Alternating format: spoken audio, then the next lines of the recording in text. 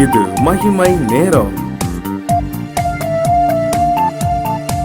ஆண்டவராகிய இயேசு கிறிஸ்துவின் நாமத்தினாலே உங்கள் யாவருக்கும் என்னுடைய காலை வணக்கத்தையும் வாழ்த்துதலையும் தெரிவித்துக் கொள்கிறேன். இந்த நாளிலும் நாம் தியானிக்கும்படியாக தெரிந்து கொண்ட வேத வசனம் 1 பேதுரு 3ஆம் அதிகாரம் 18-19 வசனங்கள். 1 பேதுரு 3ஆம் அதிகாரம் 18-19 வசனங்கள். கிறிஸ்துவும் நம்மை தேவனிடத்தில் சேர்க்கும்படி அநீதி உள்ளவர்களுக்கு பதிலாக நீதியுள்ளவராய் பாவங்களின் நிமித்தம் ஒரு தரம் பாடுபட்டார். அவர் மாம்சத்திலே கொலையுண்டு ஆவியிலே உயிர்ப்பிக்கப்பட்டார். அந்த ஆவியிலே அவர் போய் காவலில் உள்ள ஆவிகளுக்கு பிரசங்கித்தார். இந்த வசனத்தை நம்ம பார்க்கிற பொழுது இயேசு கிறிஸ்து மரித்து கல்லறையிலே அடக்கம் பண்ணப்பட்ட அந்த நாட்களிலே நடந்த சம்பவத்தை நாம பார்க்கிறோம். ஆண்டவர் பாவங்களின் நிமித்தம் ஒரு தரம் பாடுபட்டார். அவர் மாம்சத்திலே கொலையுண்டார். சிலுவையிலே அவரை அவர் கொலை செய்யப்பட்டார். ஆனால் ஆவியிலே உயிர்ப்பிக்கப்பட்டார். அந்த ஆவி என்ன செய்தது? ஆண்டவருடைய சரீரம் அந்த கல்லறையிலே அடக்கம் பண்ணப்பட்டது. ஆனால் அவருடைய ஆவி என்ன செய்தது என்று பார்க்கும்போது அந்த ஆவியிலே அவர் போய் காவலில் உள்ள ஆவிகளுக்கு பிரசங்கித்தார். அது என்ன காவலில் உள்ள ஆவிகள் என்று சொல்லி நம்ம பார்க்கிற பொழுது அதுக்கு அடுத்த வசனத்திலே அந்த ஆவிகள் பூர்வத்திலே நோவா பேழையை ஆயத்தம் பண்ணும் நாட்களிலே தேவன் நீடிய பொறுமையோடே காத்திருந்த போது கீழ்ப்படியாமற் போனவைகள். அந்த நோவா காலத்துல அந்த பெரிய வெள்ளம் அநேக ஜனங்களை, அந்த எல்லா ஜனங்களையும் அதை அழித்து போட்டது. அந்த ஜனங்களுக்கு, அந்த ஆவிகளுக்கு பேர் என்ன? கீழ்ப்படியாமற் போனவைகள். அந்த மக்கள் கீழ்ப்படியாமல் போனவர்கள் அந்த நோவா காலத்துல அந்த அழிக்கப்பட்டார்கள். அந்த ஆவிகளுக்கு ஆண்டவருடைய ஆவி, அவர் ஆவியிலே போய் பிரசங்கம் பண்ணினார் என்று சொல்லி நம்ம வாசிக்கும் போது எத்தனை ஒரு ஆச்சரியமான காரியமாக இருக்கிறது. இந்த கீழ்ப்படியாமற் போன ஆவிகளுக்கு ஆண்டவர் போய் அங்க பிரசங்கம் பண்ணுகிறார். ஏனென்று சொன்னால் நோவாவின் காலத்திலே வேதம் இல்லை, ஆலயம் கிடையாது, தீர்க்கதரிசிகள் கிடையாது. இந்த நோவா மாத்திரம்தான் நீதியை பிரசங்கித்தான் என்று சொல்லி நாம பார்க்கிறோம். இந்த நோவாவை குறித்து பார்க்கிற பொழுது 2 பேதுரு 2ஆம் அதிகாரத்திலே பார்க்கிறோம். நீதியை பிரசங்கித்தவனாகிய நோவான்னு சொல்லி நம்ம பார்க்கிறோம். அந்த நோவா மாத்திரமே என்ன செய்கிறான்? நீதியை பிரசங்கிக்கிறான். அந்த நோவா வாழ்ந்த காலம் எப்படிப்பட்ட காலம்? மிகவும் மோசமான காலம். பூமி கொடுமையினால் நிறைந்திருந்தது. மாம்சமான யாவரும் பூமியின் மேல் தங்கள் வழியை கெடுத்து கொண்டிருந்தார்கள். அப்படிப்பட்ட காலத்துல நோவா அந்த ஜனங்களுக்கு நீதியை பிரசங்கித்தான். ஆனா ஜனங்கள் அதற்கு என்ன செய்யல? கீழ்ப்படியல. அதான் கீழ்ப்படியாமையின் ஆவிகள். அந்த ஆவிகளுக்கு ஆண்டவர் போய் என்ன செய்தாராம்? பிரசங்கித்தாராம். அந்த பேழையிலே சில பேராகிய 8 பேர் மாத்திரம் பிரவேசித்து ஜலத்தினால் காக்கப்பட்டார்கள். இன்றைக்கும் கூட எத்தனையோ கீழ்ப்படியாத நம்ம மக்கள் வாழ்ந்து கொண்டிருக்கிறதை நாம பார்க்கிறோம். அன்றைக்கு அந்த கீழ்ப்படியாமையின் மக்களை நாம பார்த்தோம். இந்த காலத்துல இயேசு கிறிஸ்து அவர் தன்னையே அவர் நமக்காக சிலுவையிலே அடிக்கப்பட்டு அவருடைய சொந்த இரத்தத்தை சிந்தி உயிர் தெழுந்து பரிசுத்த ஆவியானவரை நமக்கு கொடுத்து இன்னும் கூட அநேக நமக்கு ஆலயங்கள் இருக்கிறது, ஆராதனைகள் இருக்கிறது, நமக்கென்று நிறைய ஊழியக்காரர்கள், பிரசங்கிக்கிறவர்கள், நீதியை போதிக்கிற மக்கள் இருக்காங்க. எவ்வளவோ கிருபைகள் கொடுக்கப்பட்டும் இன்றைக்கும் நம்ம கீழ்ப்படியாமையோடு வாழ்ந்தோம் என்று சொன்னால் நம்முடைய நிலைமை மிகவும் பரிதாபமாக இருக்கும் என்பதிலே சந்தேகமில்லை.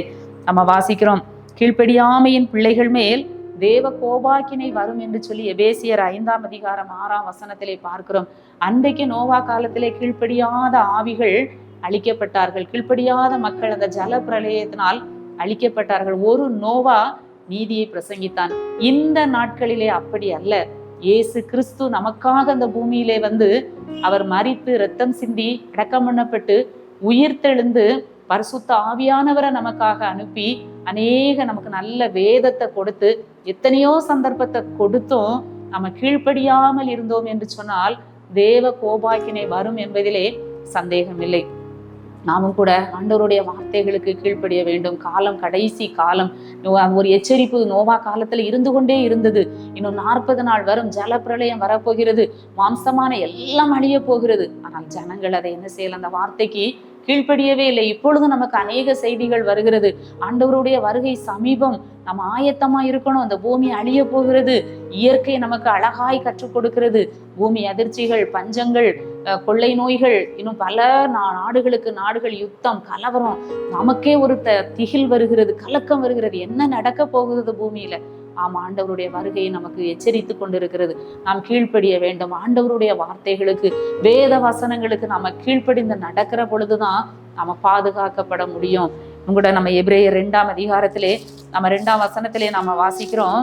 எபிரேயர் 2ஆம் அதிகாரம் 2ஆம் வசனத்திலே, ஏனெனில் தேவதூதர் மூலமாய் சொல்லப்பட்ட வசனத்திற்கு விரோதமான எந்த செய்கைக்கும் கீழ்ப்படியாமைக்கும் நீதியான தண்டனை வரத்தக்கதாக அவர்களுடைய வசனம் உறுதிப்படுத்தப்பட்டிருக்க, முதலாவது கர்த்தர் மூலமாய் அறிவிக்கப்பட்டு பின்பு அவரிடத்தில் கேட்டவர்களாலே நமக்கு உறுதியாக்கப்பட்டதும், அடையாளங்களினாலும் அற்புதங்களினாலும் பலவிதமான பலத்த செய்கைகளினாலும் தம்முடைய சித்தத்தின்படி பகிர்ந்து கொடுத்த பரிசுத்த ஆவியின் வரங்களினாலும் தேவன் தாமே சாட்சி கொடுத்ததுமாயிருக்கிற இவ்வளவு பெரிதான ரட்சிப்பை குறித்து நாம் கவலையற்றி இருப்போமானால் தண்டனைக்கு எப்படி தப்பித்துக் கொள்ளுவோம்? அந்த நோவா காலத்துல உள்ள ஜனங்கள் தண்டனைக்கு என்ன செய்யல? தப்பித்து கொள்ள முடியல. காரணம் கீழ்ப்படியாமை.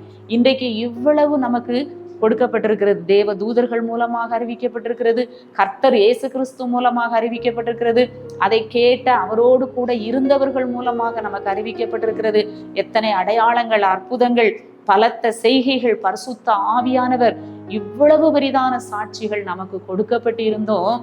அந்த ரட்சிப்பை குறித்து நம்ம கவலை இல்லாமல் நிர்விசாரமாக வாழ்வோம் என்று சொன்னால் நாம் எப்படி தண்டனைக்கு எப்படி தப்பித்துக் கொள்வோம்? பிரியமானவர்களை, இந்த நாட்களிலே நாம் சிந்தித்து பார்ப்போம். ஒரு விசை நாம் ஆண்டவருடைய வார்த்தைக்கு நாம் செவி கொடுப்போம், கீழ்ப்படிவோம், பரிசுத்தமாய் வாழ்வோம். அவருடைய வருகைக்கு என்று நாம் நம்மை ஆயத்தப்படுத்துவோம். கீழ்ப்படியாமையின் ஆவிகள், கீழ்ப்படியாத ஆவிகள், நாமும் கூட அப்படிப்பட்ட ஒரு வார்த்தையை நம்ம வாழ்க்கையிலே நாம் கேட்காதபடி அந்த ரட்சிப்புக்கு நம்ம தகுதி உள்ளவர்களாய் காணப்படும் போது, அந்த ரட்சிப்பை குறித்து நாம் கரிசனை உள்ளவர்களாய், அக்கறை உள்ளவர்களாய் காணப்படும் பொழுதுதான் அந்த தண்டனைக்கு நாம் தப்பித்துக் கொள்ள முடியும்.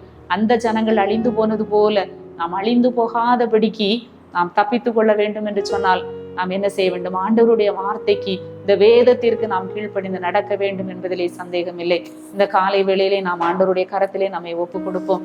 எங்களை நேசிக்கிற நல்ல ஆண்டவரே, இந்த நல்ல கிருபையின் நாட்களுக்காக நன்றி செலுத்துகிறோம். கர்த்தாவே, கர்த்தர் கொடுத்த நல்ல ஆலோசனைக்காக நன்றி செலுத்துகிறோம். கீழ்ப்படியாமையின் பிள்ளைகள் மேல் தேவ கோபாக்கினை வரும் என்று சொல்லி உடைய வசனம் சொல்லுகிறது. உடைய வார்த்தைக்கு நாங்கள் கீழ்ப்படிந்து நடக்க ஆண்டவர் உதவி செய்யுங்க. ஆண்டவரை, இவ்வளவு பெரிதான ரட்சிப்பை குறித்து நாங்கள் கவலையற்று நிர்விசாரமாய் இல்லாதபடி ஆண்டவரே, ஒவ்வொருவருக்கும் ஒரு உணர்வுள்ள இருதயத்தை கொடுங்க. தேவனை தேட வேண்டும் என்கிற உணர்வை கொடுங்க. தண்டனைக்கு நாங்கள் தப்பித்துக் கொள்ள ஒவ்வொருவருக்கும் கிருபை கொடுங்க. மீட்பர் இயேசு கிறிஸ்துவின் மூலம் ஜெபிக்கிறோம் நல்ல பிதாவே, ஆமென்.